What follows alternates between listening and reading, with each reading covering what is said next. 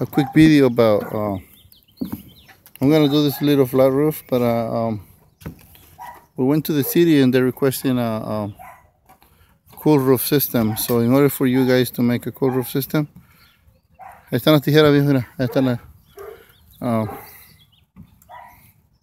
cool roof system. Mira, ahí está la caja de herramientas, Lauro. Make sure you have to install insulation like this. This is called Therma sheet. It's 3/8 thick, and it comes in a 2 square roll. It comes in a roll like this, and you install it before you install the membrane. And after you install these, you're gonna install the base sheet on top of it like a normal roof. And another thing, right here, the plywood doesn't. This is a patio, so whenever you do like a re-roof over an open patio, make sure you mark the rafters, so that way you nail on the rafter. Because if you nail in the middle, the plywood is only a 1/2 inch, the nails are gonna show on the other side. I don't know if you can see the opening. You see it? So from here to there, I have to mark all the rafters in order for me to hit the nail. Right here I don't care what a nail, because right here it has a drywall underneath. But I just wanted to talk about the Therma sheet. You see, Mauro is installing the Therma sheet, and then I'm gonna go ahead and install the base on top of that. I'll show you later on.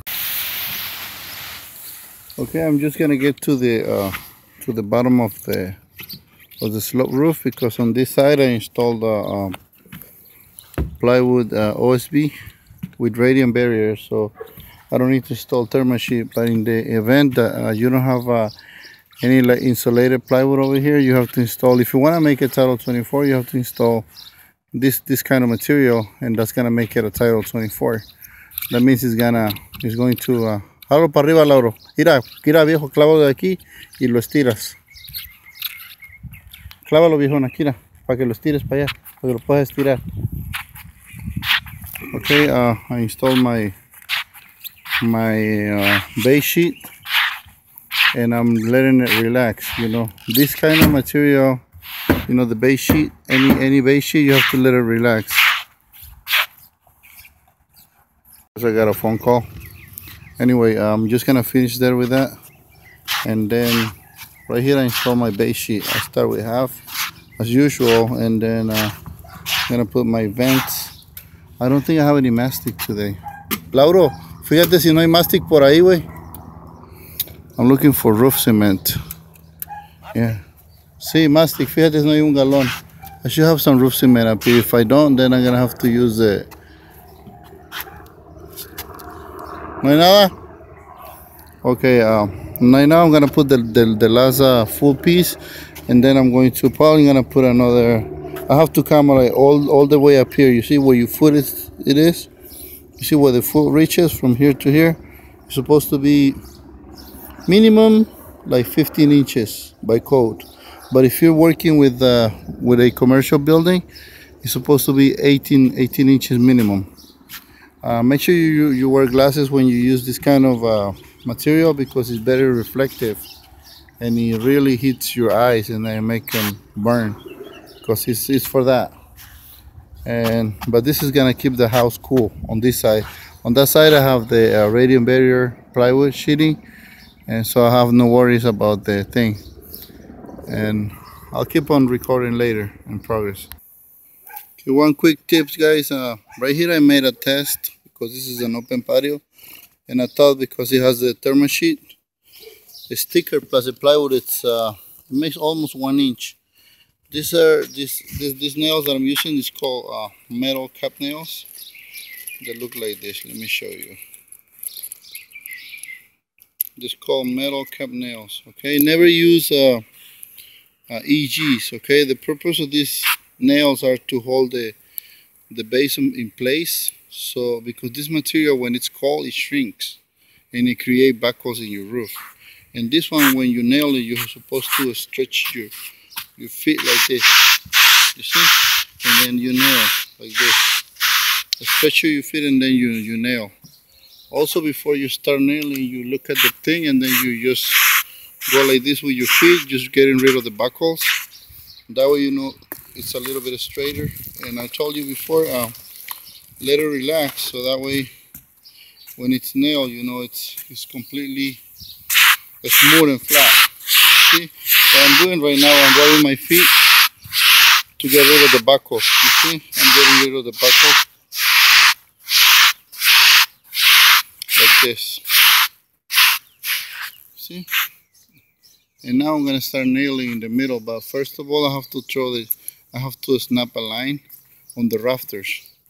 You see, I made my mark right here with the pencil. You can barely see it, but it's right here. You see another mark right here, another mark there. Also, you can guide it yourself with the fascia board. You see where they nailed the fascia board? That's what the rafters are. Over there, I have to lift up the paper, so that way I could see the rafter. And now I'm gonna snap a line, and I'm gonna nail on the line on the rafter, so that way they don't show on the bottom. On that side, I don't care because it's closed underneath. But on this side, just pay attention when you nail, and that way. And this is my base sheet. You see how I overlap it over the slope, and that's gonna be the color, it's a slate. And I'm using Therma sheet to make it a cool roof. So after I use the Therma sheet, this room right here is gonna be insulated, so it's not gonna get as hot as it used to be. All right. What else? This is a basic 2-ply roof. The guy this is for a company. It's called US Green Builders. They do work for the cities. You know, the city finances the roof, and they pay directly to the contractor. And I'm the subcontractor on this job, so this is not my job. This is not what I call, you know, if it was me, I would use like 3 layers. I would say that we use inner ply smooth torch, and then probably I use like a hot mop system. Probably use like one base, 2 plies with hot mop, and then one final layer of the cap sheet with hot mop asphalt. You know, that's, to me, it's better than torch down. But you know, I don't do the calls, and they just told me, okay, go ahead, and this is what we sold, this is what you need to install. So you know, I'm just going by the rules. You know, I'm just doing what they told me to do. All right, guys, and I'll show you. Today I don't have any mastic to put around the roof cement, so I'm gonna use a piece of the peeling stick underlayment all the way around underneath the metal, so that way it's gonna make a sandwich. And also I'm gonna use it on the T-top and on the flashing right there, because I don't have no mastic. I usually put roof cement underneath my flashings and then set it on top of the base sheet. This is how you do a 2-ply. You know, some people say, oh, you're supposed to use a smooth underneath the pipes. No, sir. If you're using 2-ply, you're supposed to use the 2-ply, because it doesn't make any sense to put a piece of a smooth when that little piece is gonna last 20 years, and then the rest of the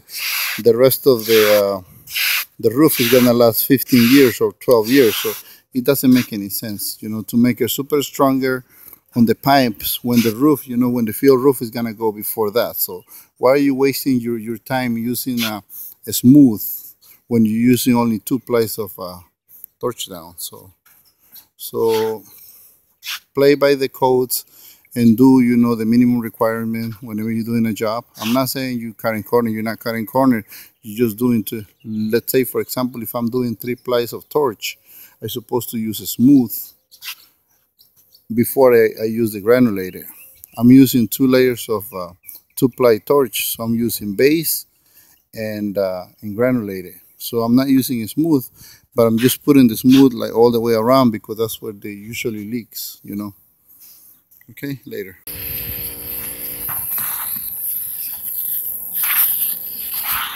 Ahí está. Yo sube todo para arriba, que el rollo, todo lo que ya nos instaló. This is how I nail my base. I don't recommend to use edges, because the edges can easily get like ripped, and then the base is gonna hold your roofing material on in place, and you're not gonna get buckles, you know, with time. So when this material gets buckles, then that's when you start having problem, because it cracks. So when a roof is old, you know, and it has a lot of buckles, when it gets a lot of buckles, then it's when it's time to replace it, because the buckles they crack on the top. This is the way I do it. So I put a lot of nails. I usually nail like 16 inches in center, and then 9 inches on the laps. I nail at 9 inches because to prevent the fire, you know, the flames from going inside the, like underneath the base, and then catch on fire on the inside. I've seen a lot of roofers, you know, they have problems with that because they just torch like crazy. They don't even know how to use the flame, and that's the problem, you know, when that happens. So hopefully you get a little tip about how to install a simple flat roof later, guys.